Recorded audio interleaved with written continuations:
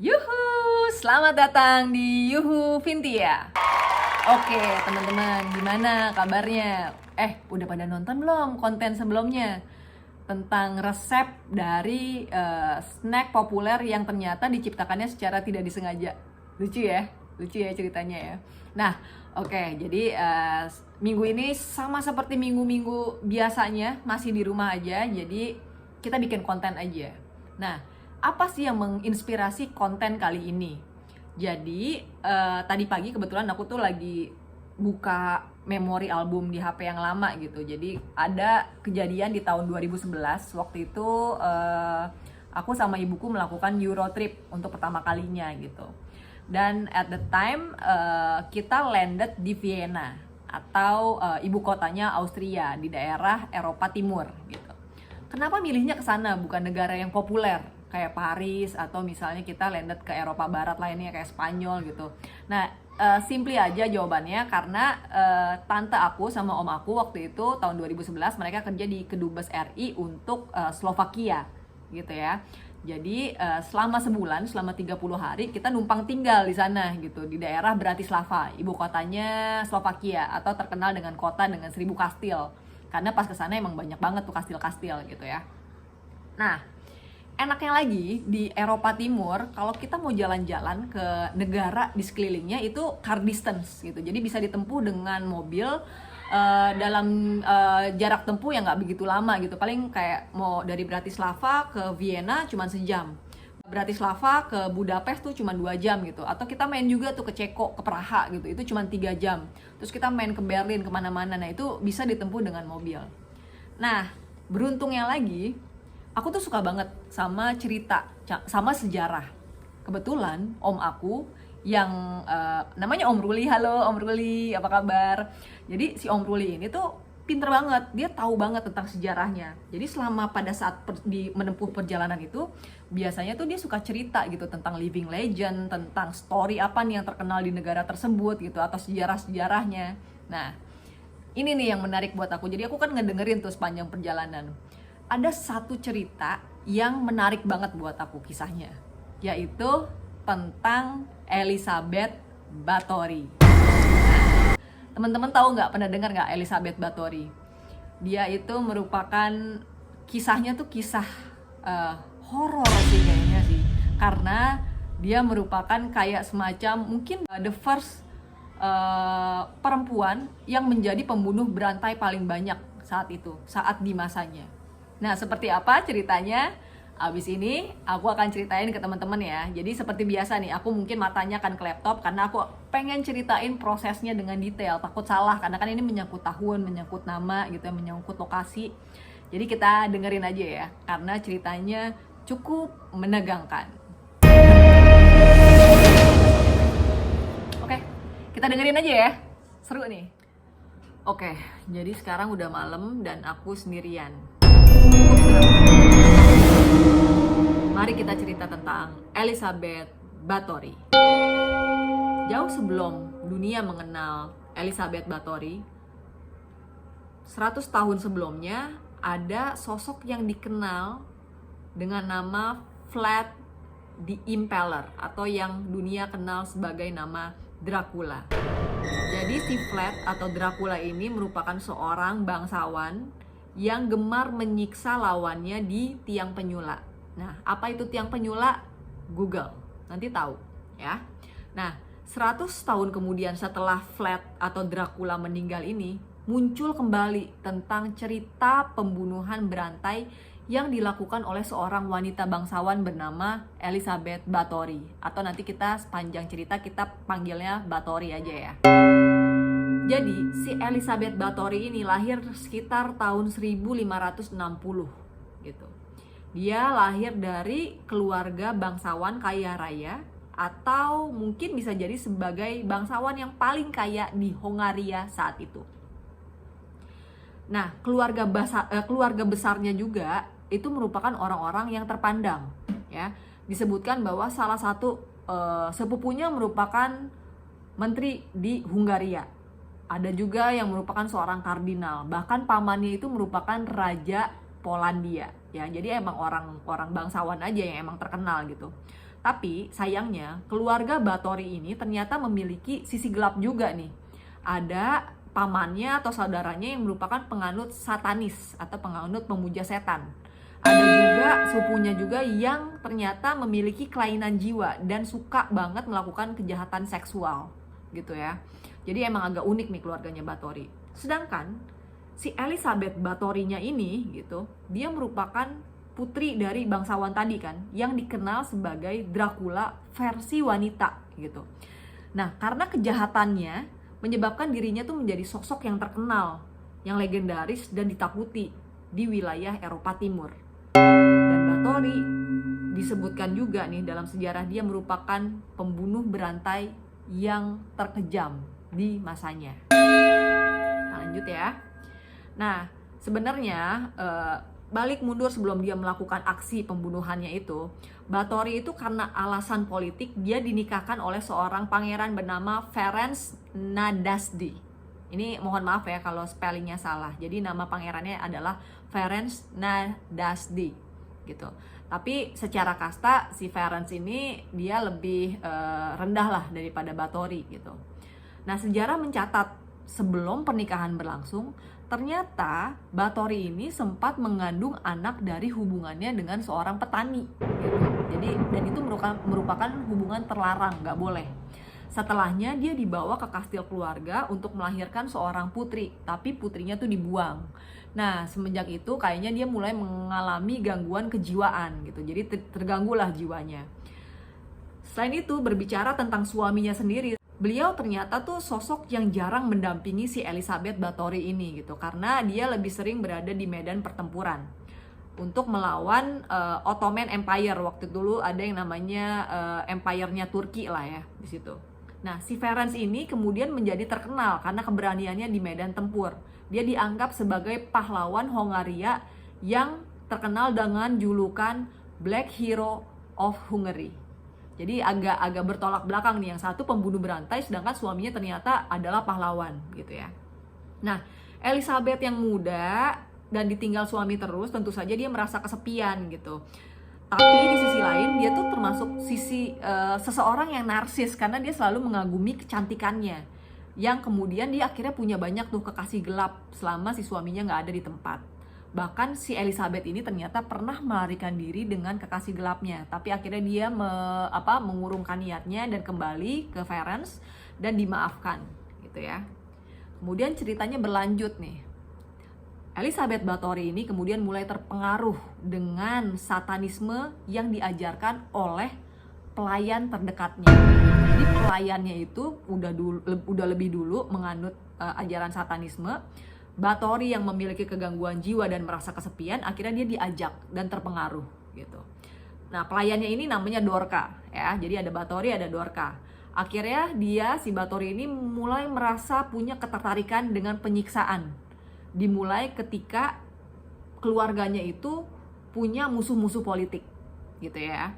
Nah, lambat laun akhirnya semakin banyak nih pengaruh dari pelayannya si Dorca ini gitu.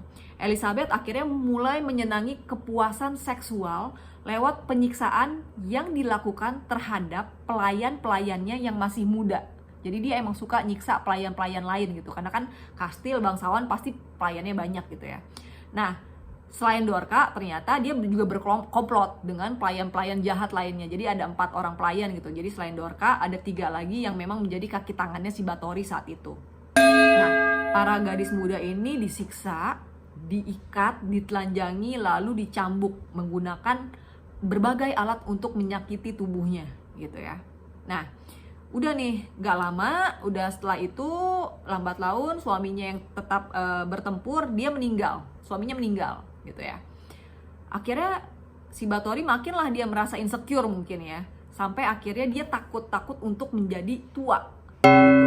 Apalagi pada saat si Bathory ini memasuki usia ke-40 tahun, Elizabeth Bathory ini mulai menyadari bahwa kecantikannya kok makin lama makin pudar ya. Kayaknya gue nggak se glowing dulu gitu mungkin ya. Waktu dulu belum ada Scarlet atau MS Glow gitu ya mungkin. Dia takut gitu, kecantikannya memudar gitu. Kulitnya tuh udah menunjukkan tanda-tanda penuaan, keriput atau yang hal-hal lumrah lah ketika orang udah mulai beranjak gitu, usianya makin tua gitu.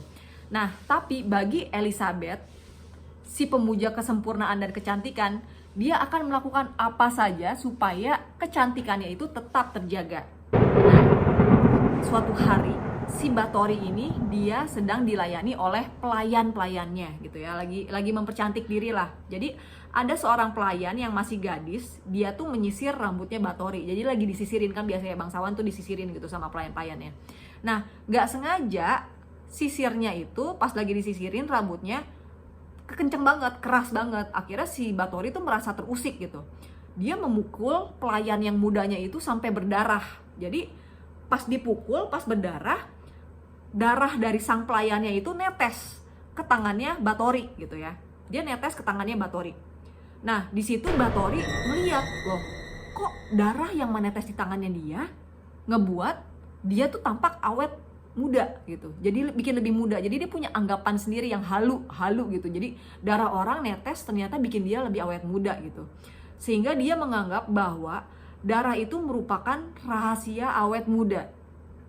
Dan karena yang dipukul adalah pelayan yang masih gadis, dia menganggap bahwa darah perawan adalah darah yang terbaik dan darah yang paling efektif untuk menciptakan kesempurnaan dan kecantikan. Gak lama setelah itu, semakin dipengaruhi oleh pelayan-pelayan jahat tadi itu, yang komplotannya itu, termasuk si Dorca. Dia memerintahkan si Dorca untuk menelanjangi si gadis tadi tuh, si pelayan yang netesin darahnya. Dibawa, diseret ke bak mandi, terus dipotong urat nadinya. Kebayang gak? Jadi gara-gara dia salah nyisir, dipukul, ditampar, darahnya netes, kena si Bathory, wah bikin awet muda nih. Oke, bawa ke kamar mandi, dimasukin ke bak mandi, dipotong urat nadinya. Akhirnya kan kebayang dong kalau urat nadi dibeset, langsung dong darahnya berceceran kemana-mana. Akhirnya gadisnya, pelayannya kehabisan darah. Si Bathory masuk ke dalam ke dalam bak mandi, terus dia udah aja gitu berendam di kubangan darah gitu. Dan dia akhirnya meyakini bahwa itu adalah rahasia awet muda bagi dia gitu. Nah, tapi si pelayan muda itu bukan korban satu-satunya Bathory.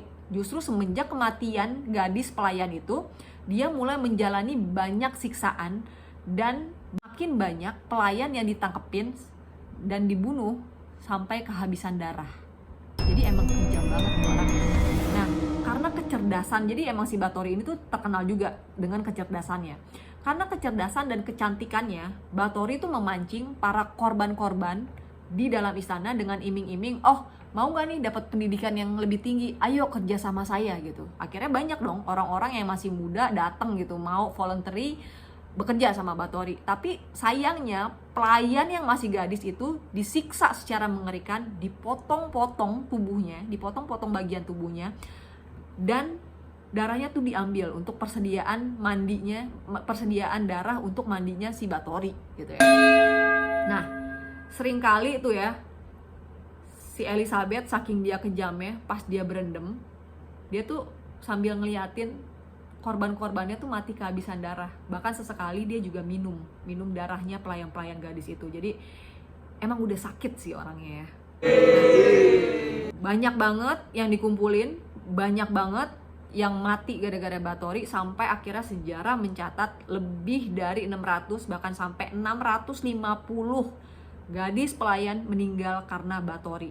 Dan korban-korbannya bukan hanya dari kalangan pelayan saja, tapi juga petani yang dia undang, bahkan juga bangsawan. Menariknya, setelah ada 4 orang bangsawan yang meninggal, tewas terbunuh, akhirnya raja mulai curiga nih, kayak kok ibarat kata nih, perempuan kan belum banyak dong pastinya kan saat itu kan, kok hilang gitu dalam satu waktu tuh, kok hilang, ada 600 orang, bangsawan juga hilang. Akhirnya raja mengutus suatu penyelidikan pada tahun 1610 ya. Jadi raja minta ada seseorang pemimpin bernama, ini maaf ya kalau spellingnya salah, Georgi Turzo atau sepupu Elizabeth sendiri gitu, untuk menyelidikinya. Akhirnya ketahuan, tersingkap gitu. Akhirnya istananya si Elizabeth diserbu di malam hari. Nah, pada saat diserbu terkejutlah tuh yang menemukannya, terkejutlah karena mereka menemukan pemandangan yang yang sangat kejam di dalam istana Kahtishe. Aku nggak tahu ya gimana ini, tapi tulisannya adalah Chahtishe gitu. Banyak banget mayat dari gadis pucat kehabisan darah yang tergeletak di atas meja makan. Bahkan masih ada yang hidup, tapi dia sekarat karena diikat di dalam tiang dengan kedua urat nadirnya yang disayat dengan meneteskan darah gitu. Jadi masih ada ternyata yang hidup, untungnya 1 orang atau 2 orang gitu, tapi dalam kondisi dia diikat gitu. Ada juga di bagian penjara ternyata ditemukan belasan gadis yang sedang ditahan karena menunggu giliran untuk dibunuh. Kemudian di dalam basement juga ditemukan 50 mayat yang sebagian besar sudah mulai membusuk gitu. Tentu saja Batory langsung dituduh melakukan pembunuhan. Tapi sayangnya si Batory ini kebal hukum karena dia adalah bangsawan gitu. Jadi dia nggak boleh diadili gitu ya. Tapi si 4 pelayan tadi dibunuh. Jadi udah mereka karena bukan bangsawan, nggak kebal hukum, dia dibunuh. Dia dapat apa yang harusnya mereka dapat gitu, diadili lah intinya. Tapi Batory karena dia kebal hukum, dia cuman dikurung di dalam suatu ruang kecil di dalam istana, di mana cuman ada sedikit celah yang dibuka untuk ngasih makanan doang gitu. Jadi kayak emang udah diisolasi di dalam ruangan tertutup, mungkin sampai akhirnya dia bisa gila kali ya, cuma ditutup doang, cuma dikasih celah dikit buat kasih makanan gitu. Sampai akhirnya si Batory meninggal 4 tahun kemudian di tahun 1614. Dia meninggal gitu. Nah, akhirnya Batory menjadi legenda dan dia dikenal sebagai pembunuh berantai paling terkenal dan paling cerdas di masanya. Masih nggak habis pikir aja sih bahwa ternyata dari ratusan tahun yang lalu, even di abad ke berapa tuh, 16, udah ada cerita nyata tentang pembunuhan berantai. Sayangnya mungkin waktu itu belum ada FBI atau belum ada CIA atau belum ada BAU gitu yang emang bisa mengantisipasi pembunuhan kayak gitu. Cuman waktu dulu kan manusia masih dikit ya. Terus tiba-tiba orang hilang aja gitu, 600, banyak banget gitu. Mungkin buat yang suka cerita horor mau diterusin monggo gitu. Cuman komen dong teman-teman, kira-kira aku tuh senang cerita orangnya karena aku juga suka ngedengerin cerita gitu. Komen dong kalau misalnya emang pengen tahu cerita apa yang mau kita bahas nantinya, atau pengen apa nih yang kita omongin sambil iseng-iseng kita buat konten, di komen aja ya biar kita bisa sharing-sharing. Oke, segitu aja untuk hari ini. Thank you yang udah nonton. Jangan lupa di share, di like, subscribe, dan komen supaya nanti kita makin banyak berinteraksinya. Sampai jumpa, terima kasih semuanya. Dadah.